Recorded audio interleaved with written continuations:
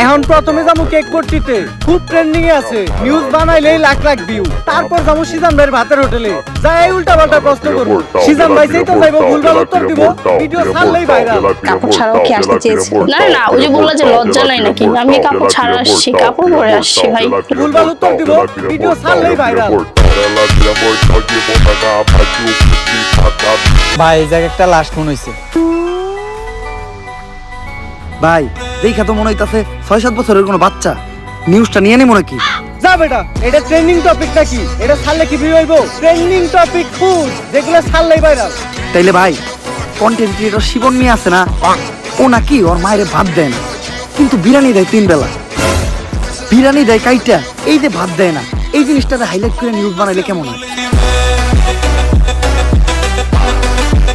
আপনি আপনার বাবা মার খোঁজ খবর নিচ্ছেন না, এটা সত্য? কষ্ট করে মানুষ পরিচয় দিতে আমরা গরিব, পরিচয় দিলে যদি মানুষ না। খুব সহজ, আপনার পায়া লাইলে তার মানে আপনি আপনার ডিমান্ড বাড়ানোর জন্য এটা করছেন? এমনি গাই তো আমি তোরে আমার লগে রাখি। হলুদ সাংবাদিক হওয়ার পরে আমরা উল্টা পাল্টা নিউজ বানানি করছি শুরু।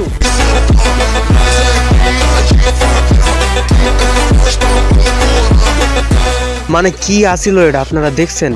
রোস্টিং কারে কোমরের কাছ থেকে শেয়া লাগবো ভাই। আরে দাঁড়ান দাঁড়ান, কই যান? এতক্ষণ তো শুধু হলুদ সাংবাদিকের টপিক গেছে, এখনো তো বিকাশ বিলালের টপিক বাকি আছে, তাই না?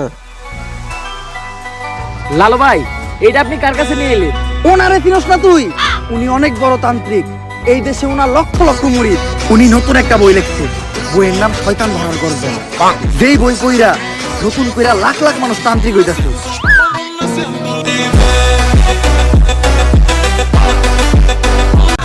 কিন্তু লালু ভাই, আশেপাশে তো কোনো তান্ত্রিক বা মুরিদ দেখতেছি না। আরে ওগুলা তো সব ফেসবুক আর টিকটকে।